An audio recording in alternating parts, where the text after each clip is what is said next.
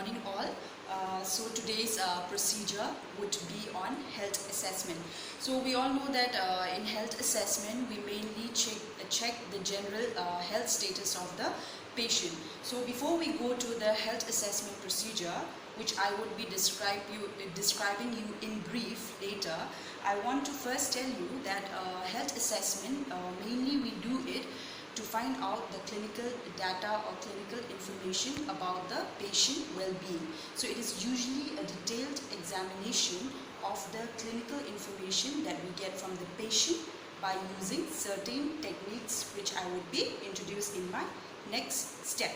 So we do health examination of the patient mainly to find out if there is any problem in the patient, or mainly to evaluate the progress of the patient, or mainly to detect any condition of the patient in the earlier phase, or we also do the examination of the patient to alleviate any kind of problem or to find out any kind of diagnosis that the patient might be producing through their clinical symptoms. So before we go to the health assessment step, there are two parts of it. That is, one is a history taking and one we have is a physical examination. So before we start with the physical examination, the first thing is the health assessment of the patient.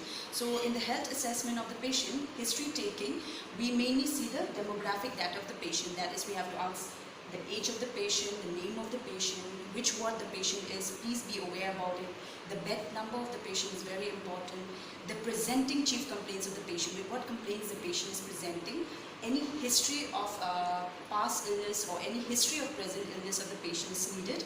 Then also assess for the occupational history of the patient, and also assess for the psychological history of the patient. So this is just a brief history of the patient so that you'll be able to get pre-information from the patient before you actually carry out the procedure.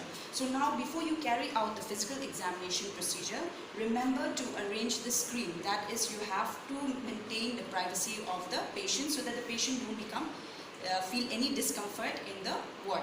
Apart from it, you have to also psychologically prepare the patient and physically prepare the patient. Get the equipments needed near to the patient, and you explain to the patient what procedure you're going to do, as the patient might hesitate it. So just in short, I will be explaining you about what are the physical steps that you need while assessing the patient. So normally the steps involved in physical examination are, the first one is inspection. So before inspection, we drape the patient in such a way that we expose only the area where we are planning to inspect the patient. So the first thing, when you inspect the patient, you see the patient, whether the patient is having any tubings or not, whether the patient is having Ralph's tube, or whether the patient is having cannula, or whether there is any swelling in the hands or in the legs of the patient, you check for that, or whether if the patient is having any kind of swelling, any kind of bruises, whether the patient is conscious. This is a general inspection that you do about the patient, so that you will be able, just by detecting from inspection, you'll be able to carry out the next step in physical examination. So coming to the second step, that is palpation. Now when we talk about palpation, it is mainly a general tactile stimulation that we give to the patient. So it's just a touch. That is, with your hands, with your fingers, you touch the patient, you palpate the region where you need to assess for the patient. So suppose now my palpation, I want to do it in the abdomen. So when you palpate in the abdomen, it should include a deep palpation. While palpating, you have to ask the patient to inhale, exhale. So when the patient is doing the breathing process, you palpate. Put it about 4 centimeters deep so that you'll be able to feel the edge of the organs, any kind of swelling or any kind of tenderness the patient is feeling. Ask the patient whether the patient is feeling pain or not. Suppose if I palpate here, then I have to also ask the patient, are you feeling the pain? Or I have to also ask them, in which area when I touch you feel the pain, you kindly let me know. So in this case, you'll be able to find out, like, the internal organ, like tenderness, if the patient is having any abnormality the patient is having, or any kind of swelling is present. So that is the case of palpation. We also do palpation, like a tender palpation. That is, when we palpate the pulse of the patient. We can also see for the pulse of the patient. That is also called as a tender palpation, where you use it only for 1 centimeter surface palpation.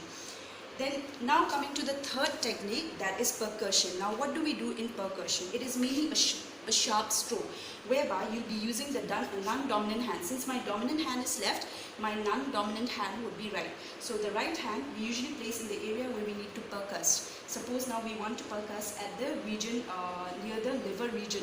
Okay, so what do we do is that we will be placing the middle finger of the non-dominant hand, and with the middle finger of the dominant hand we put a stroke to find out any kind of sound.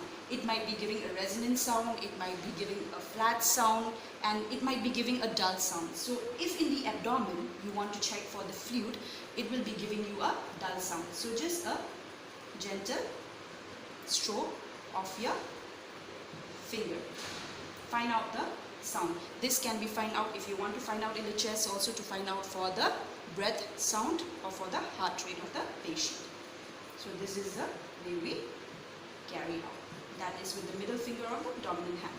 Now the next step that we have is the auscultation. Now for auscultation, we mainly find out the sound. What is the heart sound, or what type of sound, like the bowel sound, we check it. So mainly we need it with the stethoscope. So we have to check it. Using this stethoscope will help you to control the extraneous sound from outside and concentrate on what type of sound from the internal body of the patient we can hear it. So mainly using it in the diaphragm, we fix it between the index finger and the middle finger, and then we auscultate, suppose for the bowel sound. We listen it for the bowel sound when the patient is inhaling and exhaling. So whether you hear any sound in it or not, whether you